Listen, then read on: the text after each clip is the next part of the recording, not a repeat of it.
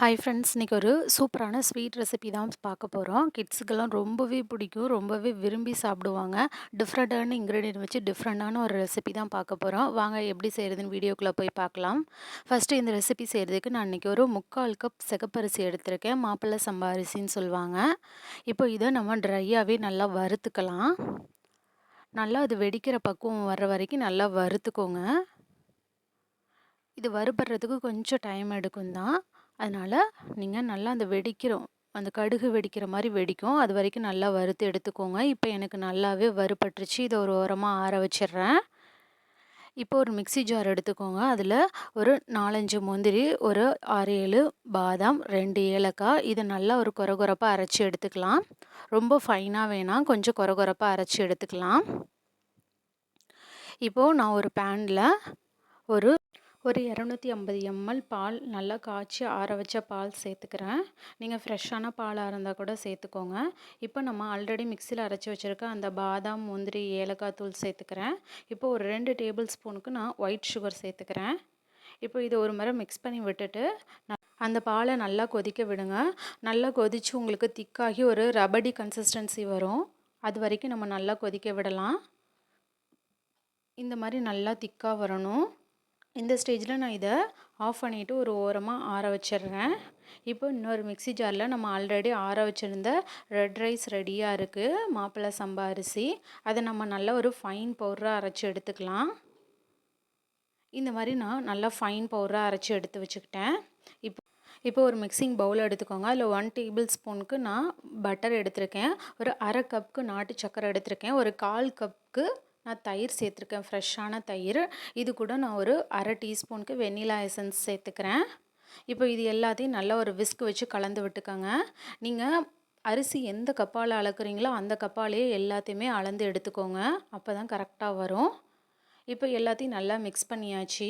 இந்த ஸ்டேஜில் நம்ம ஆல்ரெடி அந்த சிகப்பரிசியை இதோட சேர்த்துக்கலாம். இதை நல்லா இந்த மாதிரி ஏதாவது ஜன்னி இருந்துச்சுன்னா வச்சுட்டு எல்லாத்தையும் நல்லா சலிச்சுட்டு சேர்த்துக்கோங்க. அப்போ தான் திப்பி இருந்தாக்க அதை நம்ம தனியாக எடுத்துடலாம்.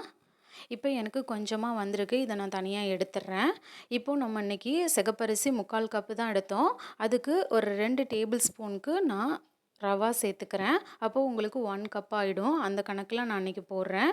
இதில் ஒரு 1/4 டீஸ்பூனுக்கு பேக்கிங் சோடா, பேக்கிங் பவுடர் சேர்த்துக்கிறேன். இப்போ இது எல்லாத்தையும் நல்லா நம்ம மிக்ஸ் பண்ணோம்னாக்கா ஒரு திக் பேட்டராக தான் நமக்கு வரும். நல்லா திக்காக இருக்கும். இந்த ஸ்டேஜில் நான் காய்ச்சி ஆற வச்ச பால் ஒரு அரை டம்ளர் எடுத்துக்கிறேன். ஒரு 50 ml டம்ளரில் ஒரு அரை டம்ளர் நான் எடுத்துக்கிறேன். இப்போ இதை அப்படியே சேர்க்காமல் கொஞ்சம் கொஞ்சமாக சேர்த்து நீங்கள் நல்லா மிக்ஸ் பண்ணி விடுங்க.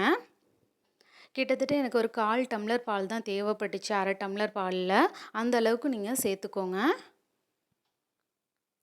நம்ம ப்ளம் கேக் செய்கிற பக்குவம் தான். அந்த அளவுக்கு உங்களுக்கு ரொம்பவும் திக்காக இருக்கக்கூடாது, ரொம்ப தண்ணியாகவும் இருக்கக்கூடாது பேட்டர். அந்த மாதிரி ரெடி பண்ணிக்கோங்க. எனக்கு இப்போது 1/4 டம்ளர் பால் மிச்சமாக இருக்குது. இப்போது எல்லாத்தையும் நல்லா நம்ம மிக்ஸ் பண்ணியாச்சு. நான் இன்றைக்கி கொஞ்சமாக முந்திரியும் பாதாமும் இந்த மாதிரி பொடி பொடியாக கட் பண்ணி வச்சுருக்கேன், அதையும் சேர்த்துக்கிறேன்.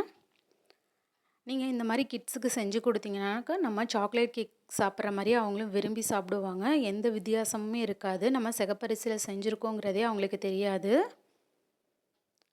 நல்ல ஒரு ஸ்நாக்ஸாகவும் இருக்கும், நல்ல ஒரு ஹெல்த்தியான ஸ்நாக்ஸாகவும் இருக்கும். நீங்கள் இதை ஸ்நாக்ஸாகவும் கிட்ஸுக்கு கொடுக்கலாம். இப்போது இதை நான் இன்றைக்கி ஒரு பட்டர் ஷீட் உள்ளே வச்சுட்டு நான் சைடெல்லாம் நல்லா ஒரு பட்டர் அப்ளை பண்ணி வச்சுருக்கேன். இப்போது இந்த பேட்டரை நம்ம கொஞ்சம் கொஞ்சமாக அதில் சேர்த்துக்கலாம். இதை நீங்கள் சேர்த்துட்டு நல்லா ஒரு பேனில் ஒரு 20 மினிட்ஸ் கரெக்டாக வச்சு எடுத்திங்கனாக்கா உங்களுக்கு கரெக்டாக வரும் இந்த கேக்கு. இப்போது பேட்டர் நான் ரெடி பண்ணிட்டேன். எந்த ஏருமே இல்லாத அளவுக்கு இந்த மாதிரி தட்டி விட்டுக்கோங்க. இப்போ நான் ஆல்ரெடி பேனை ஒரு 10 மினிட்ஸ் நல்லா ஹீட் பண்ணிவிட்டு இப்போ லோ ஃப்ளேமில் வச்சுருக்கேன். இப்போ இதில் லோ ஃப்ளேமில் ஒரு கரெக்டாக 20 நிமிஷம் வச்சுட்டு எடுத்திங்கன்னா ஒரு சூப்பரான ஹெல்த்தியான சிகப்பரிசி கேக் ரெடி ஆகிடும். பால் சாப்பிட பிடிக்காதவங்க, இல்லை பால் சாப்பிடாத குழந்தைங்களுக்கு இந்த மாதிரி செஞ்சு கொடுத்திங்கன்னா ஹெல்த்தியாகவும் இருக்கும், நல்லா வித்தியாசமான ஒரு ரெசிபியாகவும் இருக்கும்.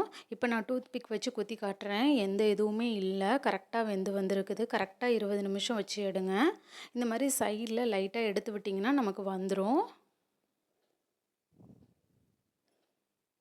இப்படி செஞ்சு கொடுத்தீங்கன்னா வீட்டில் இருக்க குட்டீஸ்லேருந்து பெரியவங்க வரைக்குமே சாப்பிடுவாங்க. ரொம்ப ஹெல்த்தியாகவும் இருக்கும். நம்ம வீட்லேயே நல்லா கிடைக்கிற இன்க்ரீடியன்ட்ஸ் வச்சு செஞ்சுருக்கோம். அதனால ரொம்ப ஹெல்த்தியானது கூட. இப்போ இதில் நான் டூத் பிக்கை வச்சு நான் அங்கங்கே நல்லா குத்தி விட்டுக்கிறேன். நம்ம இன்றைக்கி இது மேலே ரபடி சேர்க்க போகிறோம். உள்ளே அந்த எசன்ஸ் எல்லாம் உள்ளே இறங்கணும் நமக்கு. அதனால நான் லைட்டாக அந்த மாதிரி குத்தி விட்டுக்கிறேன் எல்லா சைடும். இப்போ நம்ம ரெடி பண்ணி வச்சுருக்க ரபடியும் ஓரளவுக்கு ஆறி இருக்கும். இப்போ இது மேலே நம்ம கொஞ்சம் கொஞ்சமாக அந்த ரபடியை எடுத்து ஊற்றிக்கலாம். இந்த மாதிரி கிட்ஸுக்கு செஞ்சு கொடுத்தீங்கன்னாக்கா அவங்க ரொம்பவே விரும்பி சாப்பிடுவாங்க. சாக்லேட் கேக்குன்னு நினச்சிட்டு சாப்பிடுவாங்க. ஆனால் நம்ம ஹெல்த்தியான ஒரு இன்க்ரீடியன்ட் வச்சு செஞ்சுருக்கோம்.